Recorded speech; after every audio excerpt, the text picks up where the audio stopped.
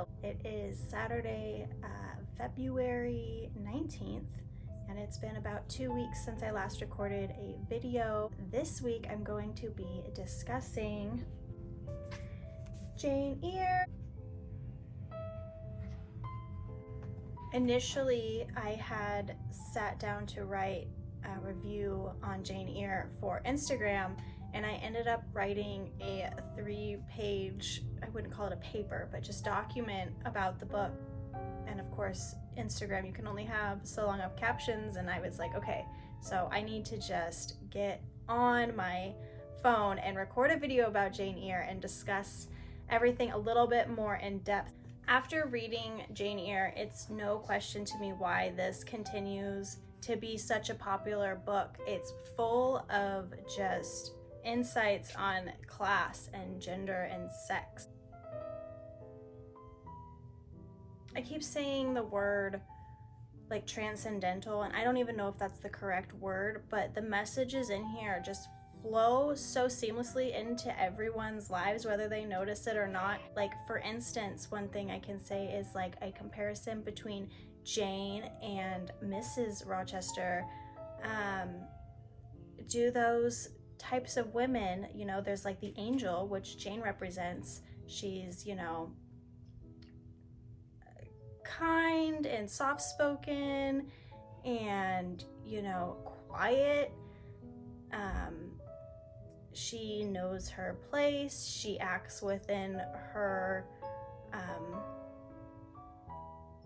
what is that? I guess she acts within her place. I don't really know exactly the language to describe it, but, and then there's the madwoman on the other hand who, you know, speaks out and is violent and angry and just sort of encompasses all the things that men don't like about women.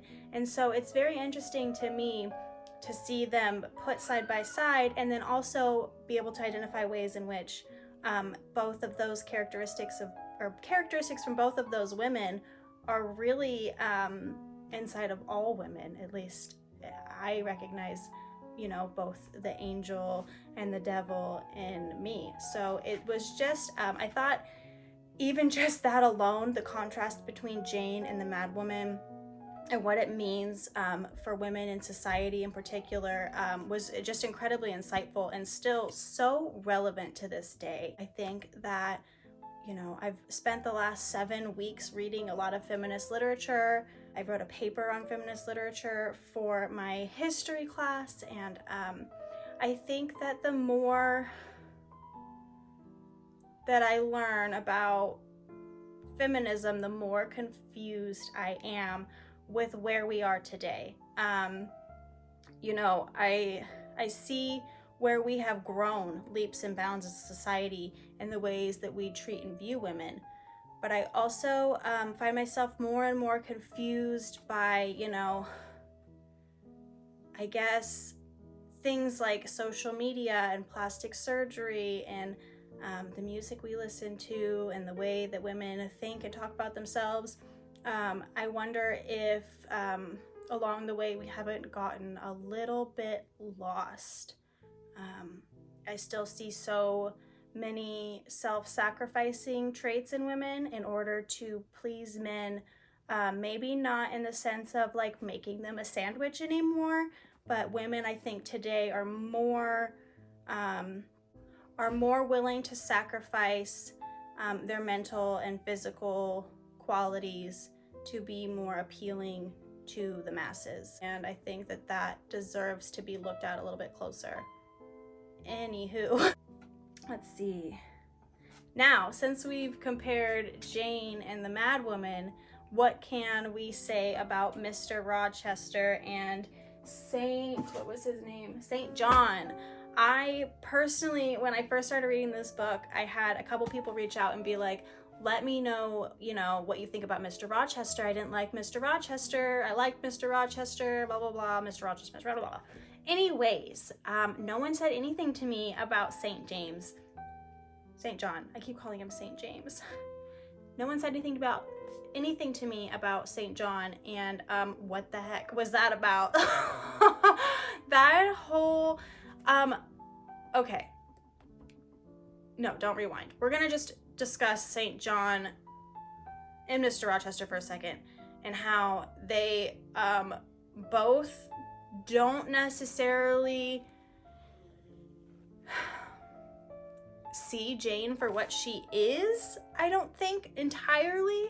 I think that they love parts of her, or desire parts of her, or want those parts of her for themselves, but I'm not sure that either of them truly appreciate Jane's heart and her mind, which again leads to this being such a great piece of feminist literature.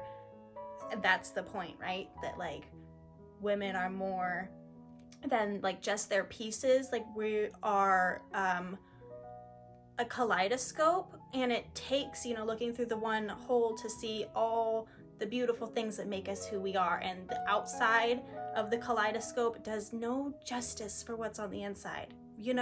Like I think that's the point of feminist literature, is to sort of highlight that. I could be totally off base. That's a lot of like the way I feel, but again, I think with any theory, there's going to be multiple perspectives to make up the theory, much like my kaleidoscope theory. In any event, Mr. Rochester and St. John are very different and also very similar. St. John, of course, is like the Grecian god, typical male beauty, I guess, strong jaw. I'm picturing chiseled features, blonde hair, so on and so forth. We all get that.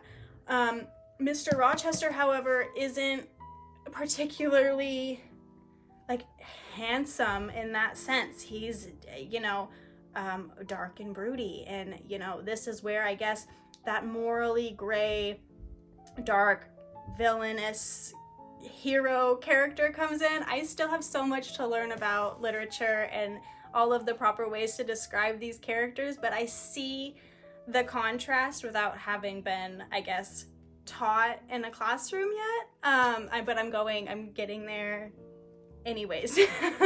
And I see how, it's so beautifully done in the way that Jane and Mr. Rochester sort of see through the surface of each other. And, when you, in real life, I think that's what's so beautiful about this book, is when you meet someone in real life and there's just that underlying connection that neither of you can understand or explain. I think that that's just like the most beautiful part of life in general. And it was also my favorite part of this book, the underlying connection between Jane and Mr. Rochester, despite the whole right lover, wrong time circumstances. It just was so interesting. And then, of course, we have St. John, on the other hand, who, has given her shelter and job and so on and so forth. But, like, he's her cousin, Like, I know that was sort of a thing, incestual whatever, back some time ago. I personally just, like, don't get it, I guess. But then she also writes about how he's not marrying her because he loves her. He just thinks that she embodies that which Christ would appreciate, and he's, a missionary, and she would make a perfect missionary's wife. And but it's still like your cousin. Like, I don't know. But again, I think it's great that that's highlighted in here, because obviously this has been a popular novel for over 200 years now. There's got to be some sort of weight there that makes it relevant. And I guess having it as part of literature keeps it circulating, and like people keep, sort of bringing up these ideas and being like, yeah, that doesn't sit right with me. So anyways, with the whole St. John, Mr. Rochester thing, I don't know why no one warned me about St. John and his sort of like weird part in this whole story. Also, can we talk about how Jane decided to split her money with all of these people? Like, I know that was her character thing. you know, she's just, of course, a wonderful person, a person of faith in God, I guess. Not I guess, she is. But, and that is, like, I guess, the Christian thing to do. I guess I struggle a bit with the Christian moral elements of this book because I personally have my own issues with the religion and the church and so on, and how it really enforces the patriarchy. And maybe that's a point of this book, you know, is how Jane is so wanted by these different men because she is the patriarchal ideal of a woman. And then, of course, we have the madwoman who gets locked away and discarded and goes fucking insane and burns down Thornfield. Is that what it's called? Is that what it's called?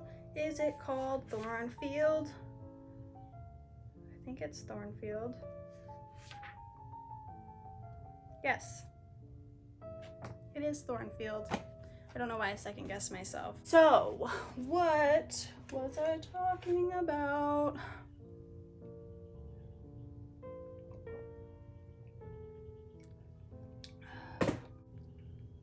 Okay, another thing I wanted to discuss is the contrast between Jane as a child and Jane as an adult. I love Jane as a child. I could relate with her so freaking much. She's just sort of like, this is wrong and this is fucked up and I know it and I'm not gonna let you get away with it. I just really love that, and how, you know, she sort of is trying to be told by everyone how wonderful Mrs. Reed has been for taking care of her and supporting her, and Jane's like, she's treated me like shit the whole time and I'm supposed to be grateful. I don't think so. So I personally loved that part of the story. I loved the beginning parts where she is at Lowood and with Mrs. Reed, and she's sort of really getting to understand, I guess, her place in this world as according to society and what is expected of her. And I see how that, again, leads to this being such an important piece of feminist literature, and how the church and the patriarchy show women from childhood what's expected of them, how they're supposed to act. You know, the whole, be a lady, sit down, cross your legs, and be quiet. But it's been, you know, obviously part of our society for hundreds and hundreds of years. And through literature, I guess, we're continuing to further dismantle those sort of oppressive beliefs that a lot of, at least America, lives under. I can't, of course, speak for other countries, but I see the ways in which that, like, Christian patriarchal moral fiber is just, like, so deeply woven into, like, everything that we do in America and, like, our society. I don't know if they have shadow banning on YouTube. I hope talking like this doesn't get me shadow banned. But yeah, I think that this book was excellent, and there was so much that I took away from it, and I'm still forgetting to discuss things and bring things up.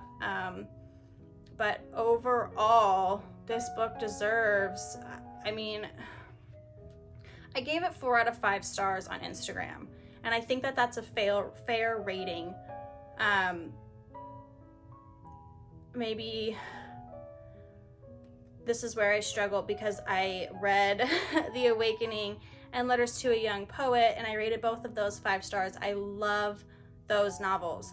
I also love this novel, but they're just maybe not quite as much. I don't know if it was the length or, like, the parts of it I was like, oh my god, come on. Like, I just don't know what's missing or what it is that I can't put my finger on why I'm not giving it 5 stars, but I'm not. So I'm gonna keep it at 4 stars.